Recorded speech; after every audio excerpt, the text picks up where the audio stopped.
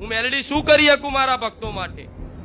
અરે કાળ જોડે લડી લઉં, યમરાજ જોડે લડી લઉં. હું આડી ઉભી રહું ને તો કોઈ ના ગોઠું. હું મેલડી છું. હું એક વખત આડી ઉભી રહી જાય એટલે કાળને ના ગોઠું. એનું નામ માં કહેવાય, એનું નામ જગતજનની કહેવાય. ભક્તો માટે બધું કરી એકજ, વિધાને ફેરવી એકજ, વિધિના લેખય પૂછી એકજ.